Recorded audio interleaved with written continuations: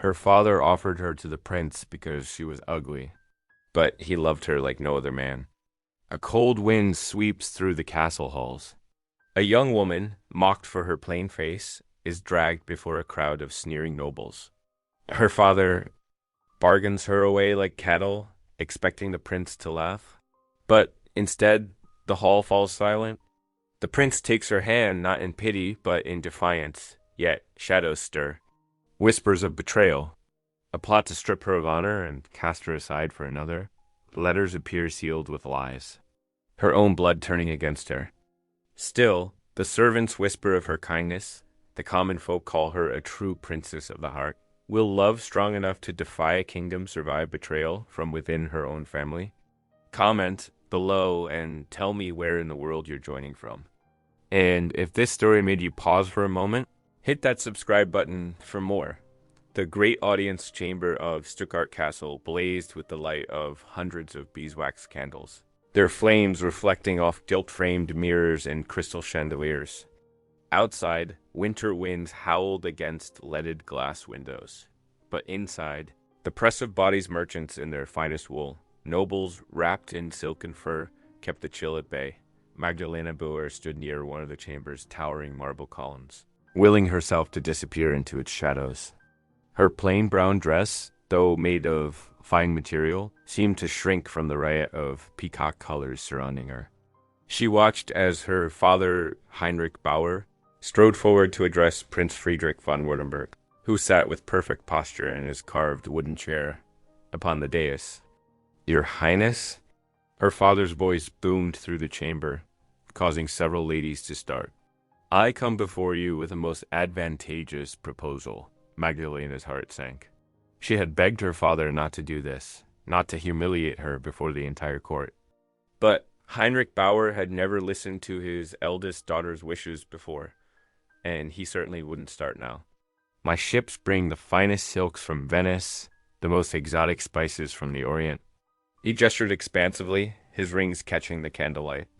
"I offer you not only exclusive trade contracts, but also—" Here he paused for effect, "the hand of my eldest daughter in marriage." A titter of laughter rippled through the assembled courtiers. Behind their painted fans, noble ladies whispered and smirked. Magdalena felt every snicker like a physical blow, near the front of the crowd. Her younger sister Katharina preened in her azure silk gown, tossing perfect golden curls over one shoulder. Unlike Magdalena's plain features, Katharina had been blessed with their mother's renowned beauty. Now she watched the scene unfold with barely concealed glee, no doubt relieved that she wasn't the one being offered like a bolt of cloth. "My Magdalena comes with a dowry of 50,000 guilders." Her father continued, speaking of her as if she were indeed merely cargo to be traded. "Plus the exclusive rights to my shipping routes to the Mediterranean. A most profitable match, Your Highness." The whispering grew louder. Magdalena could feel the heat of shame climbing up her neck. She forced herself to stand straight, though. Her eyes remained fixed on the intricate pattern of the marble floor. Prince Friedrich shifted in his chair, and Magdalena dared a quick glance at him. His face showed displeasure, though whether at her father's presumption or at the idea of marrying her, she couldn't tell. The prince was known for his gentle manner, but surely even his legendary patience had limits. To everyone's surprise, Friedrich rose from his chair. The chamber fell silent as he descended the dais steps, his boots clicking against the marble. When he reached Heinrich Bauer, he spoke in a clear, carrying voice that held no mockery. "Herr Bauer, I would be honored to accept your daughter's hand." Magdalena's head snapped up in shock. The court erupted in gasps and furious whispers, but Friedrich wasn't finished. He walked directly to where Magdalena stood trembling by the column. Then, to the astonishment of all present, he executed a perfect formal bow before her. "Fräulein Magdalena," he said, his voice pitched for her ears alone, though in the sudden hush it carried. "Would you do me the great honor of allowing me to escort you to supper?" She managed a shaky curtsy, her mind whirling. This couldn't be happening.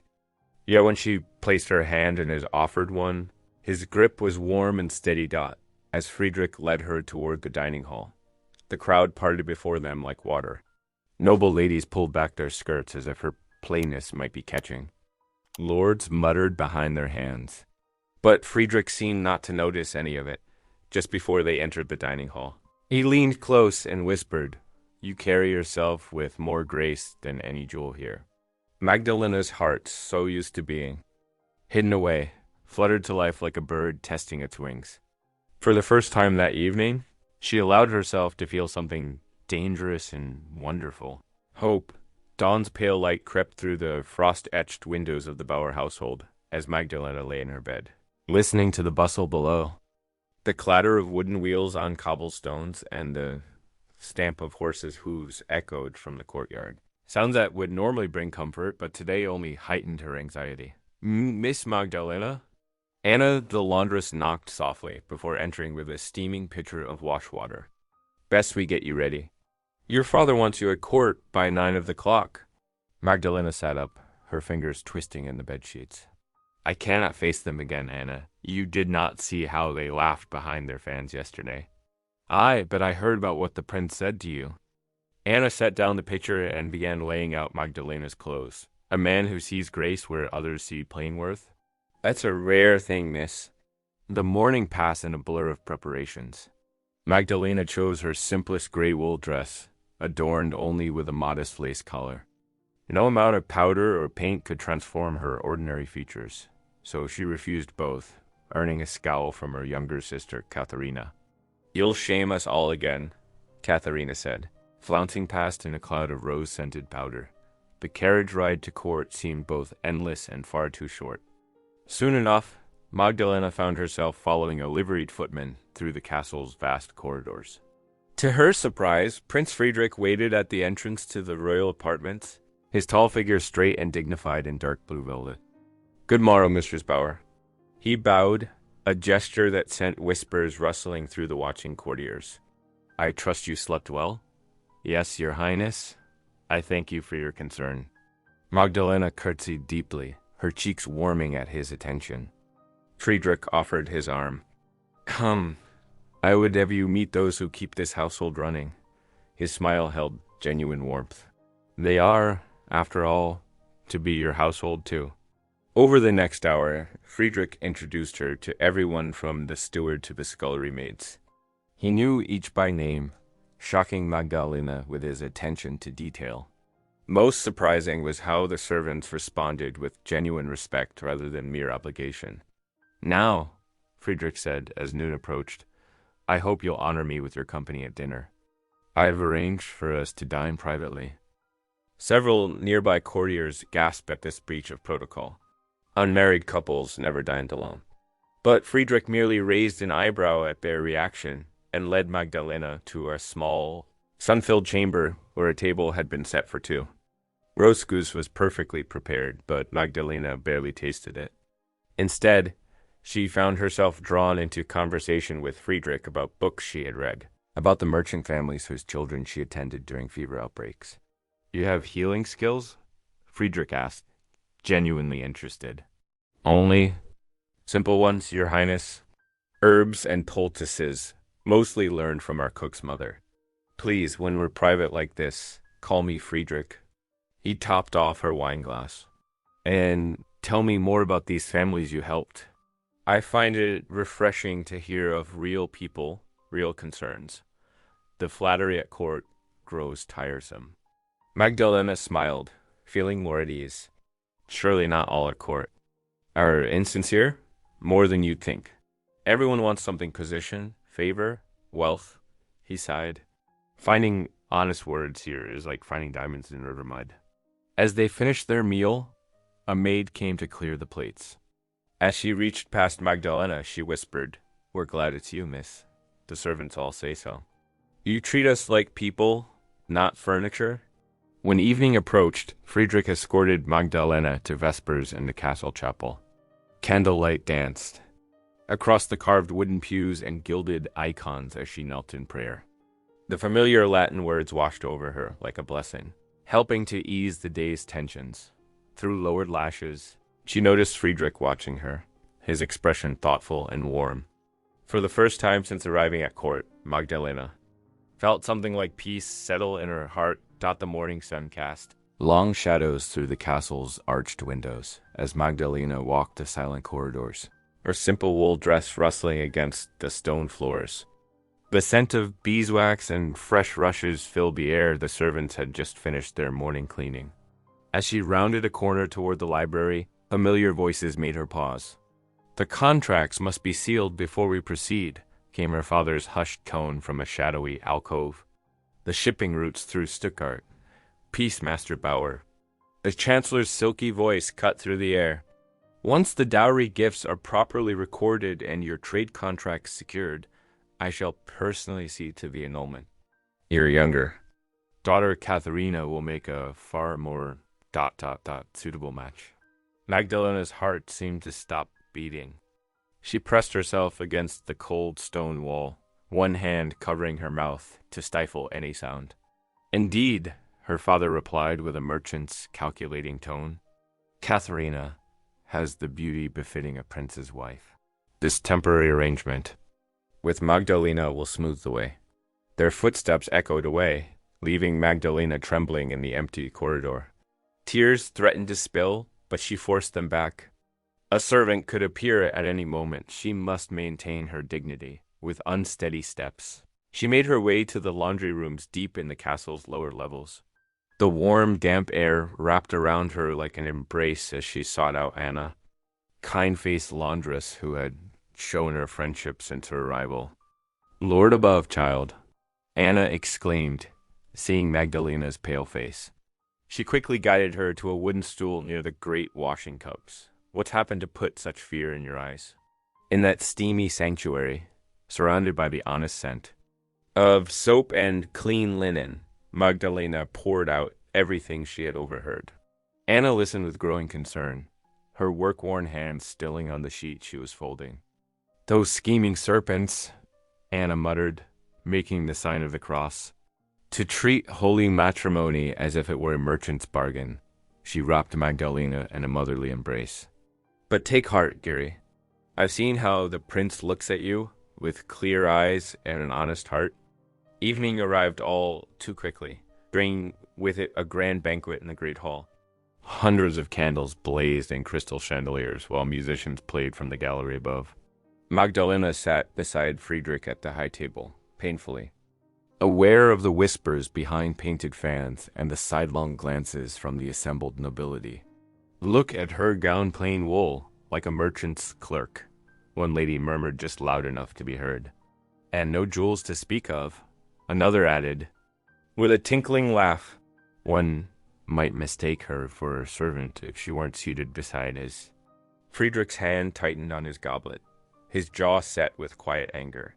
He rose suddenly, commanding the attention of the entire hall. "My lords and ladies," his voice rang clear and strong, "I see you admiring my betrothed.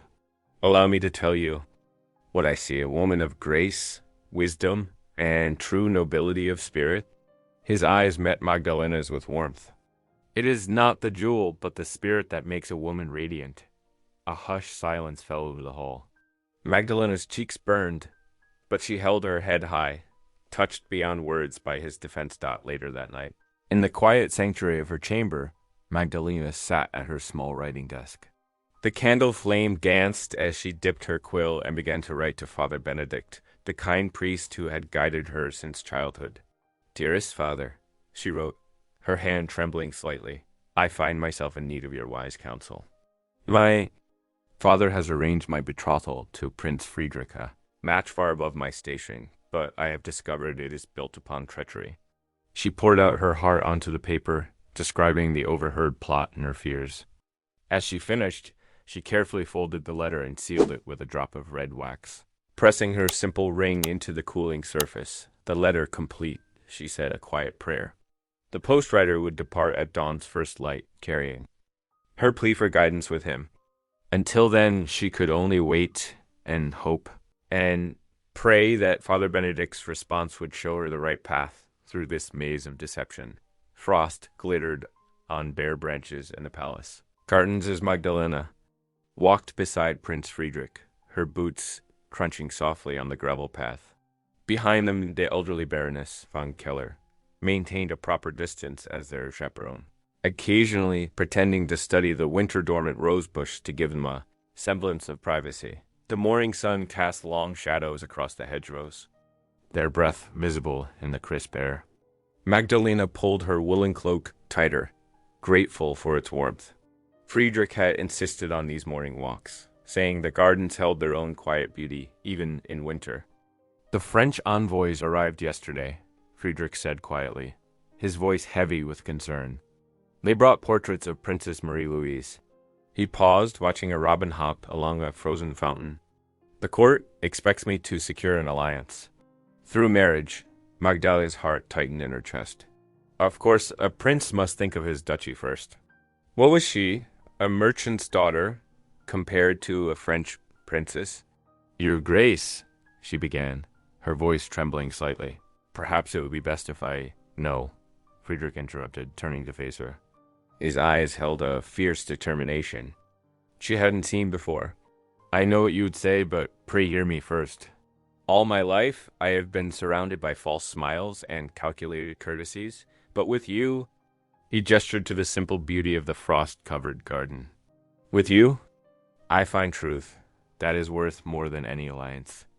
A warm flutter stirred in Magdalena's chest, but doubt still gnawed at her. The court will never accept me, she whispered. The court's opinion matters less to me than honest hearts, Friedrich replied.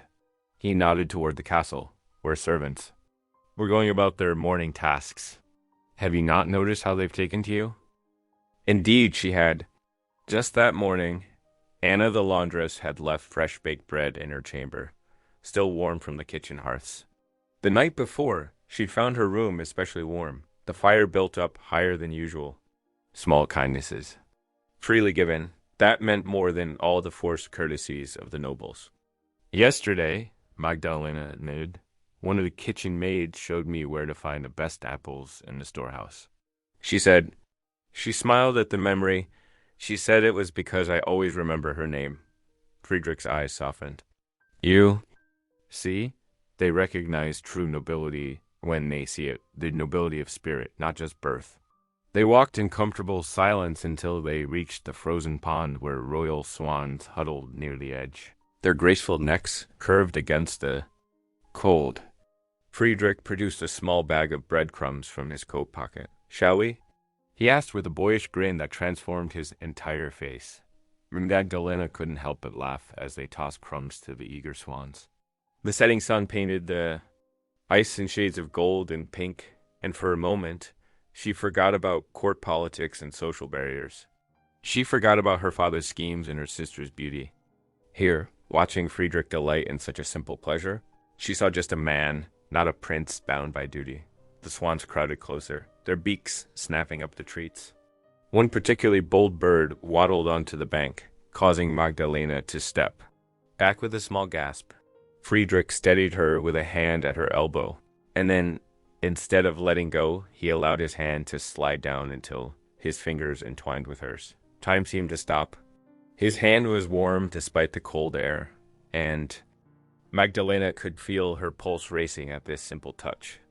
It lasted only a moment before propriety demanded he release her. But that brief connection sent warmth spreading through her entire body. The Baroness cleared her throat pointedly from her position near a snow-covered bench, and Friedrich stepped back to a proper distance. But his eyes, when they met Magdalena's, held a promise that made her breath catch in her throat. The last rays of sunset caught the frost on the hedges, making everything sparkle like diamonds. And Magdalena thought she had never seen anything more beautiful than this moment. Candlelight flickered against the dark wood panels of the council chamber as Chancellor von Reckberg paced before Prince Friedrich. The hour was late, and shadows danced across the stern portraits of former dukes that lined the walls. Your Grace, surely you see the folly in this attachment, the Chancellor said, his voice sharp with disapproval. The French princess brings with her the promise of military support, trade routes, and diplomatic advantage. This merchant's daughter bring nothing but embarrassment to the court. Outside the heavy oak door, young Thomas, a loyal page boy, pressed his ear closer. His heart raced as he listened, knowing how kind Lady Magdalena had been to him, always having a gentle word and sometimes even sharing sweets from her father's shop. Friedrich stood at the window, his reflection visible in the dark glass. I will not be moved by political schemes, Chancellor. My heart and conscience are my own. Then perhaps, the Chancellor's tone turned calculating, we should test the lady's fitness for court life. Let her host the midwinter ball next week. Surely, a future princess should demonstrate her ... capabilities. Friedrich's jaw tightened. They both knew such an event would be far beyond Magdalena's experience and means. The Chancellor smiled thinly, seeing his advantage. I shall announce it tomorrow. The entire court will attend, naturally. In the corridor, Thomas slipped away. Quietly, his feet soundless on the stone floors. He hurried to find Anna the laundress, knowing she would want to warn Lady Magdalena the next morning. Whispers of the ball spread through the castle like wildfire. Ladies tittered behind their fans, already anticipating Magdalena's failure. But Friedrich had anticipated the Chancellor's cruelty. Through careful arrangement with Anna, a magnificent gown of midnight blue silk was secretly delivered to Magdalena's chamber. "'Tis from His Highness himself," Anna whispered, helping Magdalena unfold the shimmering fabric. He chose the color to match the winter sky at twilight. Tears welled in Magdalena's eyes as she touched the soft silk, overwhelmed by such thoughtfulness. The night of the ball arrived crisp and clear, stars twinkling above the castle's frost-covered towers. The great hall blazed with hundreds of candles, their light reflecting off gilt mirrors and crystal chandeliers. Nobles filled the space in their finest attire, a sea of silk, velvet, and jewels. Magdalena stood at the entrance, her heart pounding. The blue silk gown fit perfectly, its color making her pale skin glow. She had arranged everything as best she could, with quiet help from Anna and other servants who had come to love her gentle ways. "Look at her," came the whispers. "Playing at being a princess? That gown is wasted on such plainness. She will never belong here." But Magdalena remembered Friedrich's words about grace being worth more than jewels. She held her head high and entered the hall with measured steps, just as she had practiced with Anna. The musicians raised their instruments for the first dance. Tradition dictated that the highest-ranking lady should be chosen to open the ball. The crowd parted as Prince Friedrich crossed the floor, his gold-embroidered jacket gleaming in the candlelight. He stopped directly before Magdalena and bowed deeply. "My lady," he said, his voice carrying clearly across the suddenly silent hall. "Would you honor me with this dance?" Magdalena curtsied, praying her trembling wasn't visible. "The honor is mine, your grace." As Friedrich led her to the center of the hall, the musicians began a stately minuet. They moved together with perfect precision, his hand steady at her waist, her steps sure despite her nervousness. The other couples were forced to join them or risk giving offense to their prince as they turned in the dance. Friedrich leaned close enough to whisper, "I see only you, and I care not for their sneers." Magdalena's heart swelled with hope, and, for the first time since coming to court, she felt truly beautiful. The candlelight sparkled around them, the music soared, and in that moment, all the whispers and schemes faded away. There was only the dance, the warmth of Friedrich's hand in hers, and the promise of something stronger than mere courtly politics growing between them. The grand banquet hall blazed with 1,000 candles, their light dancing off golden plates and crystal goblets.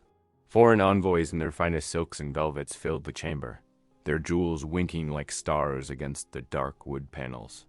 Magdalena's heart fluttered as Prince Friedrich guided her not to the lower tables, but directly to his own elevated seat at the high table. A collective gasp rippled through the assembly. The French ambassador's face darkened like a thundercloud as Friedrich drew out the chair of honor for Magdalena. She sank into it, painfully aware of the 100 pairs of eyes boring into her back. The silk of her blue gown, Friedrich's gift, whispered against the carved chair. "This is unprecedented," someone muttered loudly enough to be heard.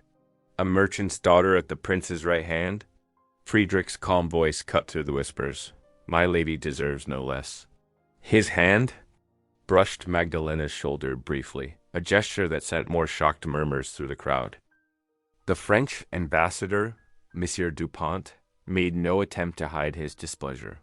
His lips curled beneath his perfectly waxed mustache as he watched servants pour wine into Magdalena's golden goblet. She could feel the weight of political alliances and expectations pressing down upon her shoulders. Throughout the first course, the tension grew thick as winter frost on window panes. Nobles picked at their roasted pheasant and whispered behind their hands. The Chancellor's face had turned an alarming shade of purple, while Magdalena's own father seemed torn between pride and terror at this display of royal favor. When the second course arrived, platters of glazed swan and sugared fruits, Friedrich rose to his feet, crystal goblet in hand. The hall fell silent, hundreds of faces turning toward the prince. Magdalena's heart thundered so loudly she was certain everyone could hear it. "My honored guests," Friedrich's voice rang clear and strong. "Tonight we feast not only for diplomacy, but for love." He turned to look down at Magdalena, his eyes warm with affection. "In this lady, I have found something beyond price, beyond dowries or alliances. She is my chosen bride, and her worth cannot be measured in gold or treaties." The silence that followed was absolute. Magdalena could hear her own breath catching in her throat. The French ambassador's face had gone from red to white, his fingers clenched around his goblet.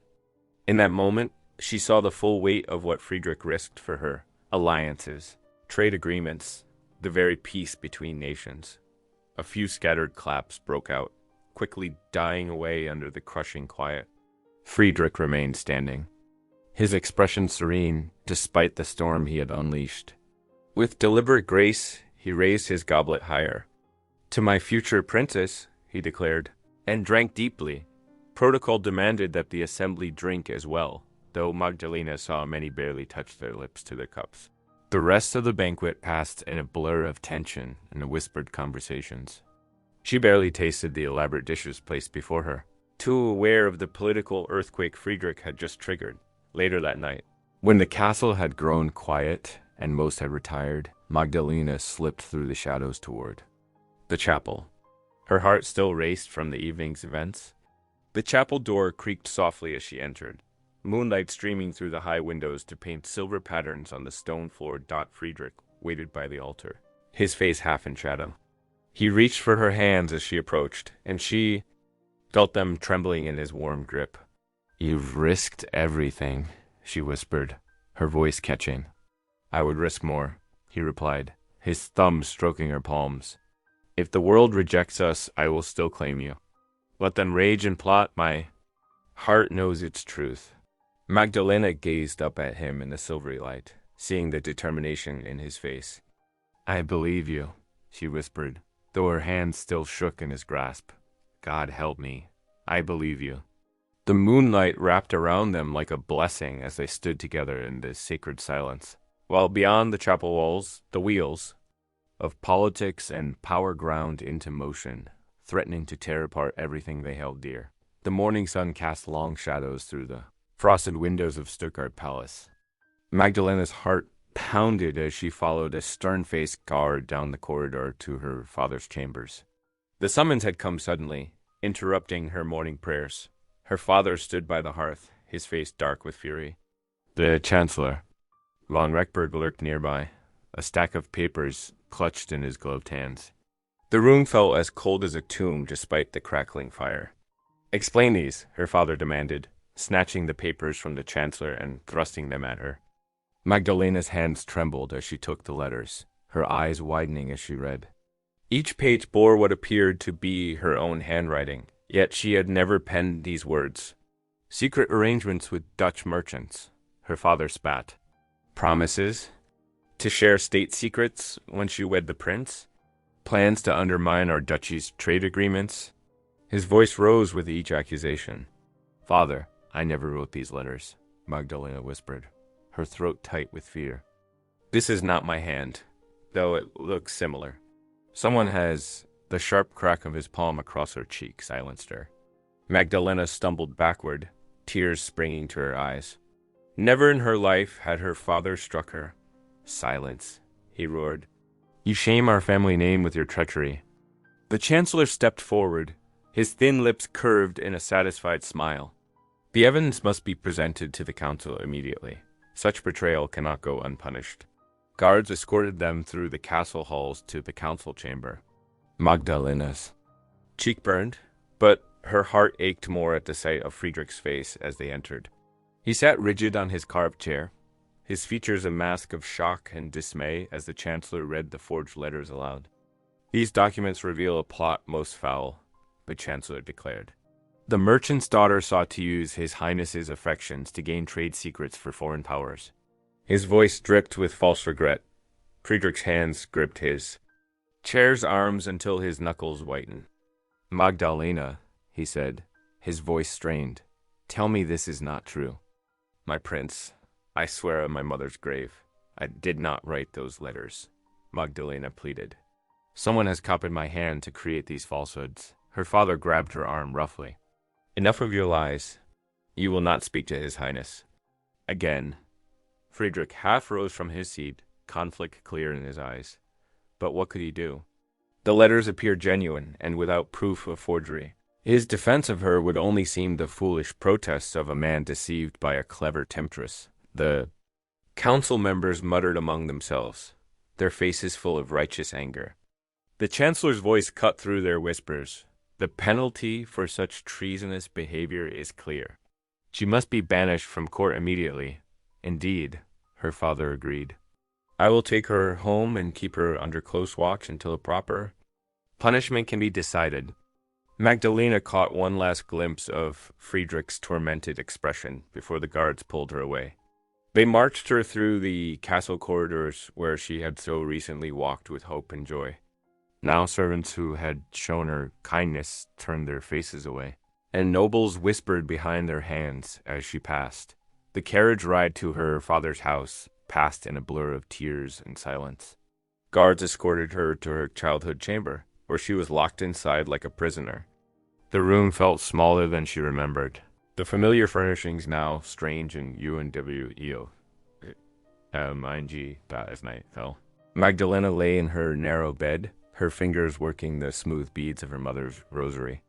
Tears soaked her pillow as she prayed for strength, for truth to prevail, for Friedrich to somehow discover the deception. The thought of his face, caught between love and duty, unable to defend her, brought fresh waves of grief each time she closed her eyes. She saw the Chancellor's triumphant smirk, heard her father's cruel words, felt again the sting of his hand across her cheek. The moon rose high, casting silver light through her window, but sleep refused to come. Only her quiet sobs broke the silence as she clutched her rosary tighter. Seeking comfort in the familiar prayers of her childhood, the late winter sun cast weak rays over Stuttgart's merchant quarter, as Magdalena walked slowly along the cobblestone streets. Her plain wool dress and simple cap marked her return to common life, yet she carried herself with quiet dignity. Though her heart still ached from the court's rejection, here among the townspeople she found unexpected warmth. "Good morning, Miss Magdalena," called out Frau Weber from her bakery door. The plump woman's smile was genuine, not like the painted smirks of court ladies. "Your visits to my sick husband last autumn were such a blessing. Here, take this fresh loaf still warm from the oven." Magdalena accepted the bread with genuine thanks. More greetings followed as she made her way through the familiar streets. The blacksmith's wife curtsied, remembering how Magdalena had nursed her youngest through fever. The cooper doffed his cap, grateful for the time she'd taught his daughter to read. "Miss..." A desperate cry caught her attention. A thin woman clutched a feverish child to her breast, hovering in a doorway. "Please, my little Hans burns with fever, but we cannot afford the physician's fee." Magdalena hurried to them, placing a gentle hand on the boy's forehead. His skin blazed beneath her touch. "How long has he been ill?" 3 days, miss. I've tried cool cloths, but nothing helps." The mother's eyes brimmed with tears. Without hesitation, Magdalena reached for her purse. She counted out several silver coins, nearly all she had left. "Go to the apothecary on Market Street. Ask for yarrow, elderflower, and willow bark. Brew them together as tea. She demonstrated the proper amounts with her fingers. Give him a spoonful every hour. I'll return this evening to check on him. The woman clutched the coins, tears flowing freely now. God bless you, miss.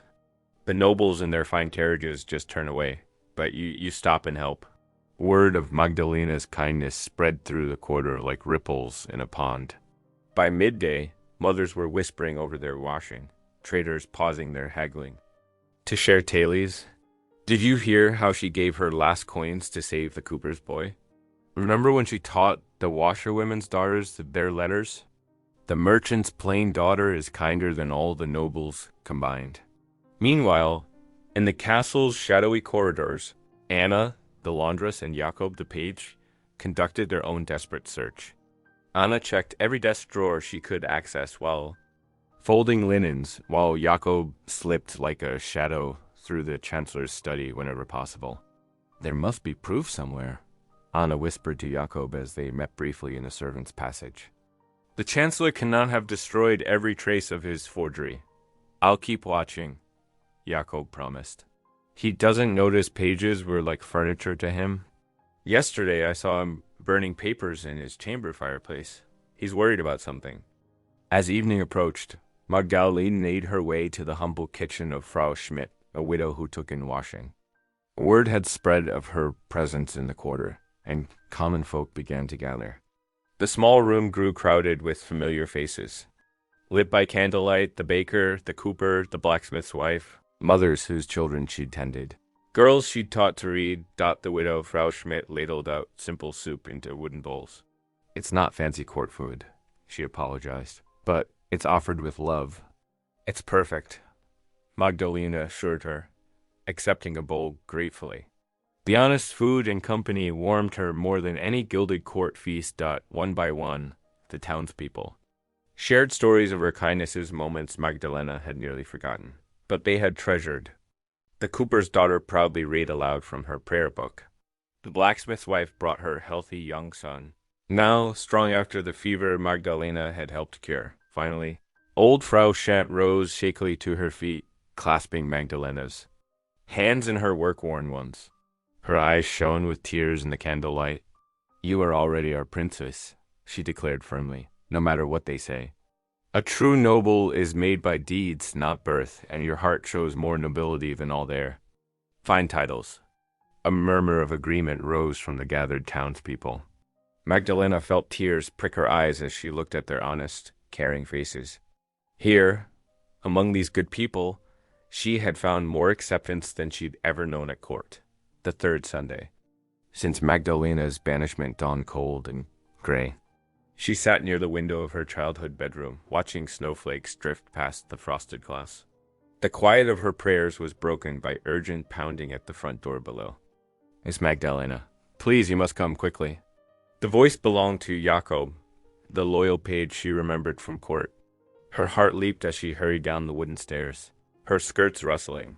There in the entryway stood Jakob, cheeks flushed from running, with Anna the laundress beside him. Both were breathing hard, their cloaks dusted with fresh snow. Anna's eyes sparkled with triumph as she clutched a leather document case to her chest.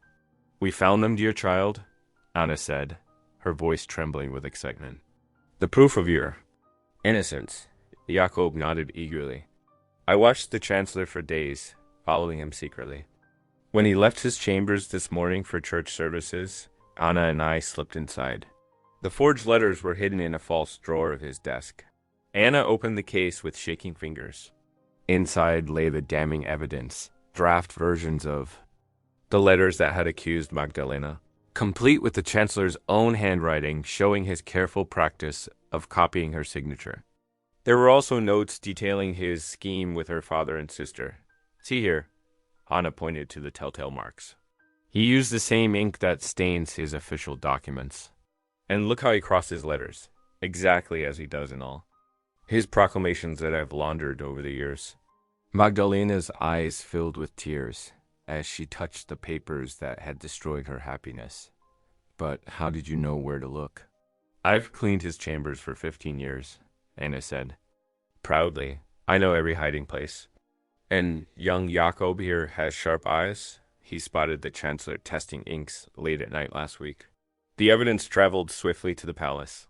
Prince Friedrich, upon receiving the proof, strode immediately to the Chancellor's private chambers. The heavy doors crashed open as he entered, startling the older man from his writing desk. "Your Grace," the Chancellor began smoothly, rising to bow. "To what do I owe this pleasure on the Lord's Day?" Friedrich's voice rang with controlled fury as he held up the discovered papers. "To this, you snake? Your own hand betrays you. You forged letters to destroy an innocent woman's reputation." The Chancellor's face drained of color as he recognized the documents from his secret drawer. Within hours, the palace guards had him in custody. A public assembly was called, where Friedrich himself read out the evidence of the Chancellor's treachery. The once powerful man was stripped of his office and seal of authority before the entire court, but Friedrich's work was not done. As darkness fell and snow continued to swirl from heavy clouds, he ordered his carriage prepared for immediate departure. His driver protested the dangerous conditions, but Friedrich would not wait until morning. "She has suffered 3 weeks of shame because of these lies," he declared. "I will not let her spend one more night without knowing the truth." The journey through the snowy streets was treacherous and slow. Icy winds buffeted the carriage as the horses struggled forward. Inside, Friedrich gripped the proof of Magdalena's innocence, his heart pounding with determination to right the terrible wrong done to her. It was well past midnight when the carriage finally arrived at the merchant's house.